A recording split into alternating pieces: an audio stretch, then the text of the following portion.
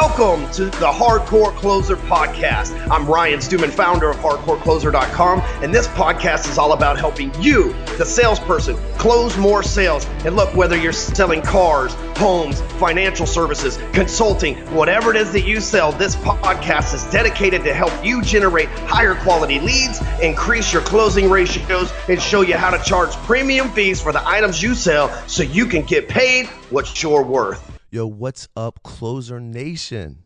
Hey, listen, guys, don't panic. You're in the right place. Do not adjust your device or that dial on this podcast. This is the THC Podcast, but no, as you can tell, this is not Ryan Stewman. This is the behind-the-scenes guy, Robert Wiseman, producer Robert, or like Ryan likes to call me, Low Energy Robert. And I am going to be your host/narrator on this 100th episode of the THC Podcast. And this is like our greatest hits episode. You get what I'm saying? A little trip down memory lane I'm going to take you through, where we're going to grab some of the top moments from the top 5 most downloaded episodes of the THC Podcast within our first 100 episodes. So we went back through the catalog, found the episodes that you liked the best because they were downloaded and consumed the most times, and then handpicked some of the best moments and some of the best segments from those particular episodes where Ryan is dropping some bombs like always, right? So again, I hope you're not disappointed that he's not along the ride, but you're going to get plenty of him throughout this episode. Just a little bit of me doing a little narration in between the clips and whatnot. Hope you can handle that. And don't worry, Ryan will be back as always in the next episode, the next episode, the next episode, and so on and so forth. But look, the dude has banged 99 weeks straight of doing a podcast, right? So we figured let him fall back on this episode, and I'd take the wheel from here and take you through these top 5 moments from the top 5 episodes of the THC Podcast for our 100th episode. Again, we're only here because you guys keep downloading, you keep checking it out. We highly appreciate that. All right, so let's go ahead and jump in to the first clip. And for this clip, we're going all the way back, believe it or not, to episode 1, right? Day 1 of the THC Podcast. This is one of the best episodes. The difference between a salesperson and a sales closer. And in this clip, you're going to hear Ryan really break down what the difference is between being a salesperson and being a closer. Let's get into it. Confidence in general really separates a closer. A lot of salespeople, they show up scared. I mean, think about it. This may even be you, or maybe you've seen, like, we call them the new guy or the green pea or whatever, right? Like, you've seen them show up to a sale and they're scared to death, right? And you think they're not scared to talk to the person. Well, some of them are, right? But most of us sales, we know we got to talk to people. So they're not scared of talking to the person. What they're scared of, well, there's a few things, right? Thing number one is they're scared to look dumb. They think that if you don't have all the answers and don't have all the information, the prospect will think you look dumb. And there's a way to handle that if you don't have all the information, because none of us are freaking God. We're not some all-knowing beings. Now, we can know our products inside and out, but every now and then we get hit with a zinger, right? Like somebody thinks outside of the box, right? Always write those down. But I mean, you know, like, people ask us questions, and in order to avoid looking dumb, all you got to say is, you know what, I don't have the answer to that right now. I'll be more than happy to find out for you and get back with you. Is there anything else that you'd like for me to find out as well? Right? I mean, it's as simple as that, right? And so anyway, so the other thing that they're scared of besides looking dumb is they're scared that they're going to lose the sale. And you can see the desperation, like the fear. Like you can just, like, you look, like the other night, me and my 2 boys were watching the Discovery Channel, right? And these lions, they're stalking these zebras, right? These lions are about to feast. Like, zebras are nature's croutons, right? Like, they're about to get all over these things.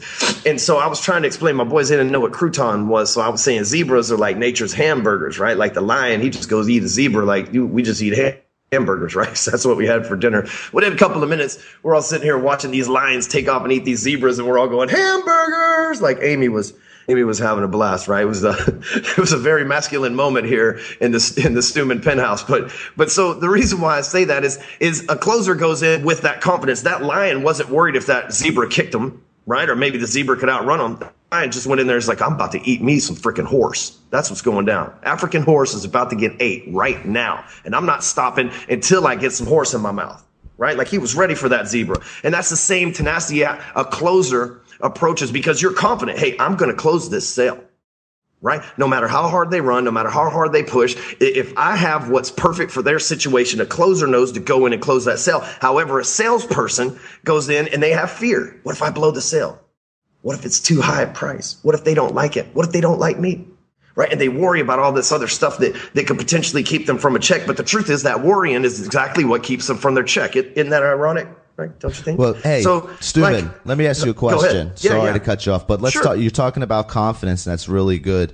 So where do you think it varies between the confidence in knowing, because there's confidence in yourself, boom, like I got this, right? I can go up, talk to this person. I got the confidence to look confident, but then it's the confidence in your solution, right? Like, where does it lie, the importance in that? Does the having confidence, complete confidence in your solution, your product, whatever, does that then reflect back to probably self-confidence as well, right? Meaning like you're going to have more self-confidence if you're that sold on your solution as it's the perfect for them. Yeah, absolutely. You know, and that's important. I think where my confidence has come from with anything is I just go all in, right? A friend of mine, he still says, anything worth doing is worth doing in excess, right? And so you think about that, right? A lot of people, they'll go to work for a Honda dealer and they'll drive a Ford. A lot of people will go to work for a real estate brokerage and say they want to do luxury properties, but they, selling low-end homes in the neighborhoods and things like that. And so a lot of people, they don't go all in. When I sold Fords, I drove a Lincoln. I drove the most expensive Ford they made, right? I drove a Lincoln. And so because I wanted to be able to tell my customers, hey, I've had this same experience. It solves my problems. It takes me back and forth. When I did mortgages, like right now, I lease places, right? I'm not into buying real estate other than for investment purposes, but my primary residence I lease. But when I did mortgages, I always owned a house. I just last year sold my last 2 houses off. And so I've always owned a home, because how am I going to tell you to get a mortgage if I don't have one? Yeah, it's like you got to get high on your own supply. You really do, but you have to have the belief, and you can't go halfway in, because halfway in gets about half the income that you should bring in, right? Like if you're going half-ass on something, like you're driving a Honda, you really don't know what it's like to drive a Ford back and forth. If you're telling people you sell real estate, but really by night you're waiting tables, right? You're giving yourself an out. I know every time in my life that I've given myself an out. I'll take it, dude. That's just what is the Joico, the Navy SEAL guy? He says, the body tells you when it wants to quit, but you're only 40% of the way there, right? And so anytime you give yourself a safety blanket, you get 40% of the way there, and you're like, it's a safety blanket, I'll just quit, right? But in reality, you have another 60% that you can push your body to more than 2 times where your body starts telling you to quit. Same thing applies in everything else. But yes, confidence definitely comes from knowing your product, but just being bought in. That's one of the reasons in multi-level marketing, like they make you, if you're going to make money off of it, doesn't matter if you have 1 million people in your downline, you still have to take the drug, the lotion, the potion, the drink, whatever it is that they peddle. Right? You still have to do that because they want you leading by example. Yes, part of that is recurring income, and that is a great bonus of that. But how could you be out there telling people that your magic pills change lives and make your dick 12 inches longer if your dick's not 12 inches longer and your life hadn't been changed? You know what I'm saying? Perfect. You feel me? Absolutely, man. So confidence is huge, and that's where the confidence comes from, right? The second thing is that separates a salesperson from a closer is the fact that, they don't talk, right? Like closers really don't have to be like good talkers. It helps, but you don't have to be that way. All right. So our next clip, we're going back to episode 3, still way back there, almost 2 years ago, for the 7 go-to closes that require brass balls. Now, this one here, the quick clip, is where Ryan shares one of his favorite closes that he uses, takes you through step by step, and it's something he'll still use to this day, that you can take this and put it in action right now and start closing more deals. Make sure you check out the full episode for this. Just go to hardcorecloser.com, like I mentioned earlier, and click on the 100th episode, and there'll be links to each of these episodes so you can consume the full one if you haven't, if you want to hear him go even further. But let's jump into our second clip. Yeah. So, hey, my first one, that it's my favorite one, right, is the takeaway close. Now, here's how most people do it. They're like, oh, well, you can't have it. But like, here's how I do it. I say, you're number one on my list, but since you turned me down, I'm going to work with number two now. Do you know that person? So what I'm doing at the takeaway close is if I say, like, for example, what I sell is information, right? And so if I go to somebody and I make an offer to them and I say, hey, I have a funnel over here in Denver, Colorado, spitting out 5 leads a day. I want $6,000 for it. Do you want it? Right. And they're like, nah, I don't really think that we need all this. That's not that good, blah, blah, blah. Well, I'll say, awesome. You know what I'm going to do is I'm going to talk to the dude that's the top producer in the office next to you, and I'm going to sell it to him if you don't want it. I'm selling it to somebody today. So you're either going to let him get those 6 leads a day or you're going to get those 6 leads a day. It matters not to me. Right. And that takes confidence, which we talked about in the last episode. If you need to go back, or actually it was in the first episode, if you need to go back to that, episode number 1, we talked about confidence and how important it is. And it takes confidence to do the takeaway close, right? It really does, because it's not this like, you can't have it. It's that I'm going to sell this.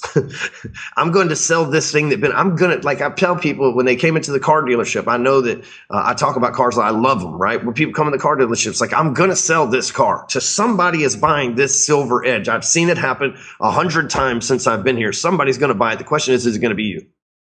Somebody's going to drive this thing off from here and be happy as a lark, like in rainbow land with the top down, the panoramic roof and all that stuff. Is it going to be you? And that is a true takeaway close, right? And that is a different takeaway close than most people use, because you're coming from a space of power. Like, I know I'm going to move this metal, right? Same thing in the mortgage world, when people, like, if they would rate shop me or whatever, it's like, hey, I'm going to move. We're going to do the units this month, right? And we're going to close every single one of them on time. If you want to be one of the units that we do and you want to get closed on time, that's fine. You can go take a risk somewhere else.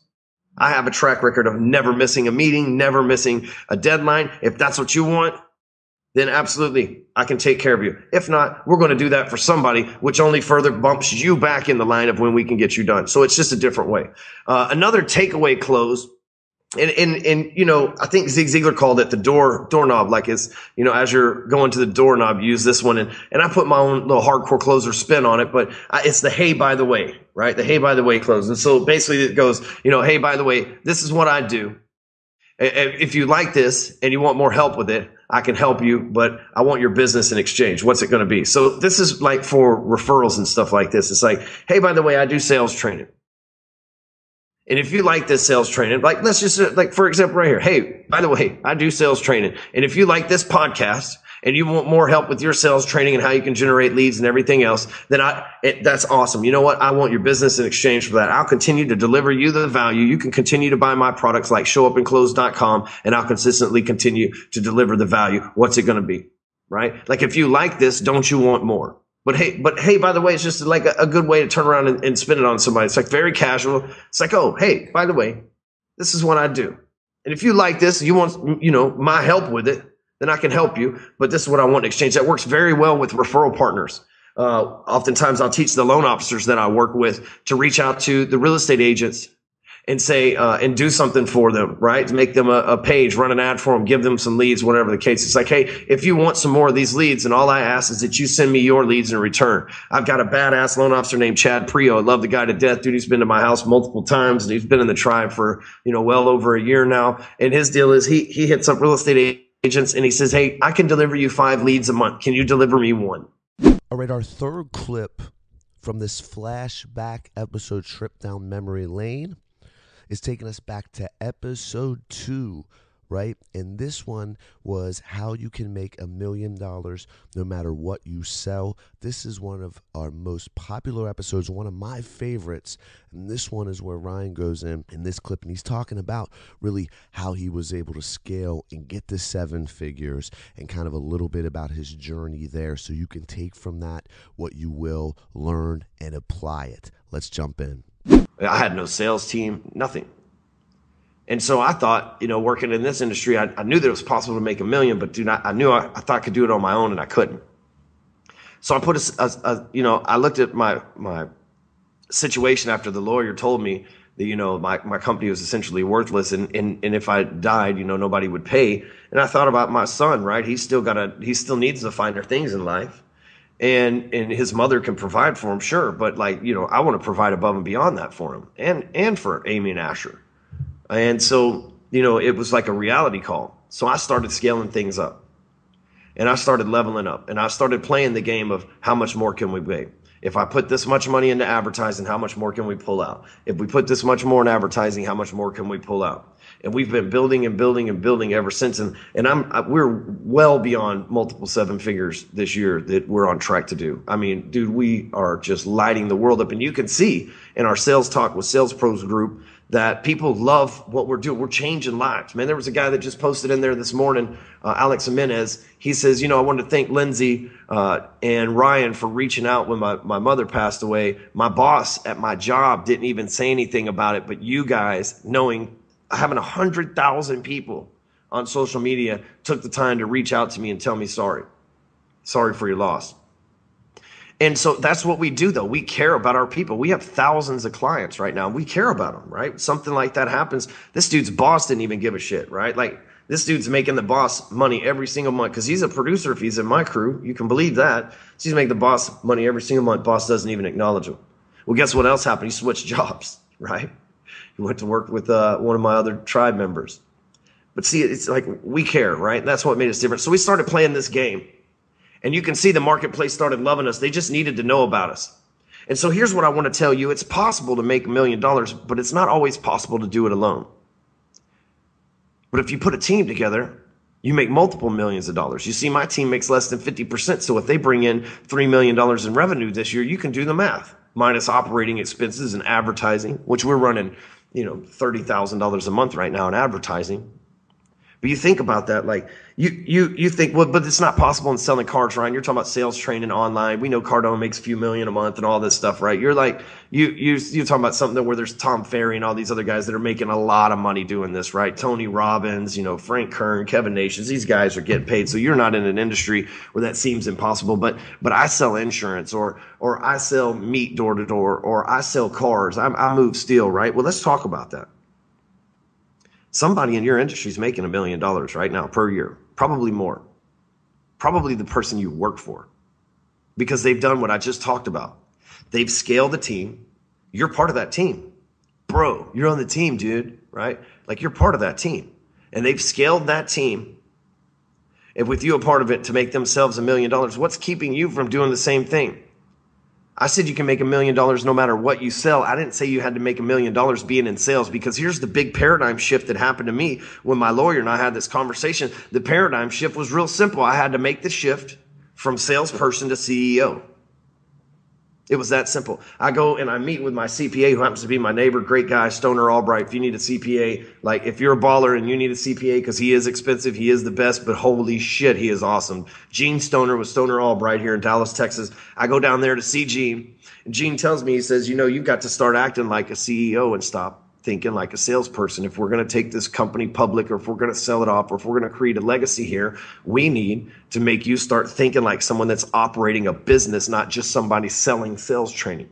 Let's keep it moving. We're on to number 4 now. And number 4 is going to take us back to episode 46, how to handle the 10 most common objections to a sale.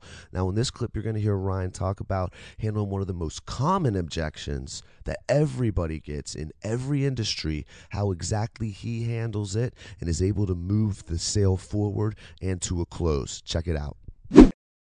All right, when someone hits you with an objection, you don't need to start thinking, even if they are dead wrong, right? Even if they are dead wrong. And you guys that are online trolls that watch this show, God bless you, you should think about this when it comes to your political arguments too, right? When you guys have disagreements with people, oftentimes, even if you disagree with them, if you agree with them at first and then address the actual issue that they give you, and this could go for objections, arguments, or anything, and then advance your agenda on past them. So here's the thing: agree with the prospect, address their issue, advance through on to close. So don't overthink it. Just try these, right? So here's the first one we get a lot. And there's always like the smart salespeople that say, well, you shouldn't get this objection, but shit happens. Prospects can be slick. And that's I like to speak to my partner. And I mean, dude, like people say that a lot. They're like, I like to talk to my partner. And I'm like, dude, you didn't say that you had a partner when we got on the call. And a lot of salespeople, smart salesperson, ask up front, is there anybody else who we need to get on the call in order to make a decision? And they usually go, no, I can pull everything off. And then when you get on there, they're like, oh, no, it sounds good, but it's more than I expected. I need to talk to someone. And that could be a wife, a business partner, an assistant, God, right? We've all heard it. I need to pray about it, whatever, right? We've all gone through those. So here's rebuttal that I think works really well for this. I like to speak to my partner. It follows my formula, and then I'll share some little commentary about it too. It says, speaking with your partner is a great idea. However, I highly doubt that they'll be as excited to talk about it as you are. After all, you're here and they're not. Right now, I'm in front of you and able to answer all your questions, not theirs. Here's what I suggest you do. Let's go ahead and get you signed up and taken care of today. You're here. The moment is now. Let's not waste any more time shopping. In the event your partner throws a fit and totally shoots down your proposal, you can simply return the item tomorrow. The only catch is if your partner wants the refund, ask him to come in with you to collect it. I got your back to make sure you get what you need. See, what you've done is you've agreed with them. It's like, hey, speaking to your partner is a great idea. And you'll be able to, this actually will be able to give you the notes and stuff on these as well, so you can actually read them. I know some of you like want to print this shit out and everything. These are actually pre-scripted for once, right? Thanks, Robert. Good job, buddy. All right. So, but here's the thing. Like when people say they want to speak with their partner, what they're really saying is they don't have the confidence in the decision that they're making with you to be able to go in and tell their partner that they made the decision. If they were 100% certain that whatever you sold would benefit them to the way in their liking, in the way that they need, they would not have to speak to a partner. They would be so convicted, they would go sell your shit to the partner. So when someone says, I need to speak with my partner, that's because they're not certain and they're actually looking to their partner for the certainty that they lack. And they're hoping maybe the partner will ask harder questions. Maybe the partner will see something I didn't. I'm just not certain. And when people aren't certain, they don't make a decision. One of the hardest things to do is to get a human being to make a decision. So when you agree with them, speaking with your partner is a great idea. However, I highly doubt they'll be as excited as you are. Remind them that they're in the moment and they're ready now. You said you liked it. You said you were all about it. Your partner is not here. They're not going to be as excited, right? You're addressing the issue. Your partner's not going to be as excited. Your partner didn't even make the time to be here. He left the decision in your hands. Let's close this deal and move forward. In the event that your partner throws a fit, now I think that it's important to use this word track. In the event that your partner throws a fit and totally shoots down this process, just ask them to come in and collect the refund with you, and I'll talk to them because I've got your back. And I want you to be able to get what your company, person, whatever needs. Now, here's the thing. I'm saying I'm taking their side. I've advanced to their side. Like now I've put them against the partner. In the event the partner's trying to spoil your fun, I got your back, man. Make them come in. I'll take the heat. I'll deal with the refund stuff. And maybe we can sell them on moving forward with our agenda. All right, now that brings us to our fifth and final clip for this little trip down memory lane for episode 100 of the THC podcast. And this one is coming from 50 episodes ago, episode 50, which was the habits of top performers in sales and business. And in this clip, you're going to hear Ryan share a habit that he feels he's never met a successful person in sales or business that has not adapted this habit into their everyday life, and it's become a big part of why they are successful in whatever they do today. So let's go ahead, check out our fifth and final clip from episode 50. I don't know a single successful salesperson that sleeps in. It's just, it's like I can tell the guys that make the most money and do the most business because they're up early for a couple of reasons. A, they got work to do. B, they got a lot on their mind. And really, let's say more than a couple reasons. They got work to do. They got a lot on their mind. They got responsibility. And man, when you're helping people and you're in the zone and you're making money and you're changing lives and you're doing your job, like, man, you get excited. You don't want to sleep in. You've got something worth waking up to. I always say this is like, I don't sleep much because my reality is better than my dreams. And I worked hard. I've lived a fucking nightmare, guys. I've been to prison. I've had to wake up in the house of hate for fucking 15 months of my life. I'm talking about the house of hate, robbing, raping, pillaging, stabbing, riots, tear gas. I've been through all that shit. I have woke up in places where I wanted to die. I'm telling you. But I still woke up early. I don't know why, because that was when they fed us. I'm just kidding. But here's the thing. Like, I've had these nightmares, and I've lived these nightmares, and now my reality is better than my dreams. I remember when I was in prison, man, I would dream about being free. You know, I would dream about what it would be like to kiss a girl again. I would dream about what it would be like to be in some of the murder mysteries or the books that I read. I would have these dreams, and like now I'm out here and I don't need that much sleep. Now I get my fair share, but I don't need that much sleep because I'm living. I'm not saying I'm living the dream. That sounds so cliche, but I'm enjoying reality. How about that? I'm enjoying being awake. I always say, like the great philosopher Pimp C once said, I'm up early because there ain't enough light in the daytime. And if y'all know about that, y'all some real OGs. It was a high five on that shit. Yeah. And so, but anyway, South Texas, RIP Pimp. But anyway, so the thing is, waking up early is like, man, we've got something to be motivated to. Now, I go to sleep at like 9 or 10 o'clock at night. If I go on date night or something like that, I stay out late. But most of the time, 9 or 10 o'clock at night, I go to sleep right after my kids. Sometimes I beat them to bed. But I'm up at 4:35 a.m. every single morning without an alarm clock because I got stuff to do. As soon as my eyes open, I don't roll over and go, oh, man, I've got to live today. As soon as my eyes open, I'm like, yes, I get a chance to live today. I get a chance to change lives. I get a chance to sell something. I get a chance to better someone's life. I get a chance to better my own life. I get a chance to create a life. I get a chance to enjoy life. I get a chance to get a little passionate about this shit, man. And you think, damn, this dude's been drinking coffee for hours now. That's not the thing. I haven't even drank any coffee this morning. I wake up early. It's 9:30 right now. I've already been to CrossFit. I've already set up, my camera guy's over here. He's set up in the garage. We've already had a company-wide meeting, and now I'm recording this podcast, and I'm about to go back to back to back. And with 3 other podcasts today. I'm telling you, like when you got things to do and you get excited, waking up early is the way to do it. Plus, if you're busy, you can't afford to sleep in all day anyway. So that's a habit you need to create. And there you have it. That's that. That is the top 5 segments / clips from the top 5 most listened to and downloaded THC podcast episodes. Now make sure you head over to the hardcorecloser.com website, and if you want to access each individual episode, you can just click on this 100th episode special, and then the links to each individual episode to the full episodes will be accessible there. Listen, we're so excited, Ryan and myself. I can speak for Ryan when I say this, that really appreciate you loyal listeners, even you first timers, if that's you right now. That's what we do this for, man. Having a blast doing it. Love working with Ryan. In regards to podcasting, I think he's really great at it. I think the show is great. You guys, you yourself help make it great. So make sure you share this with a friend, with anybody that could use a little bit of the hardcore closer in their life, and make sure you subscribe and leave a review if you haven't. You know how important that is to us, and we highly, highly appreciate it. Again, fear not, your boy Ryan Stewman will be back on the mic, behind the mic rather, next week and the week after, and so on and so forth, right? So again, thanks so much. Glad you stuck around, hung out with me, Robert Wiseman, a.k.a. Robert the producer, a.k.a. Low Energy Robert. Listen, had a blast. We'll see you next time.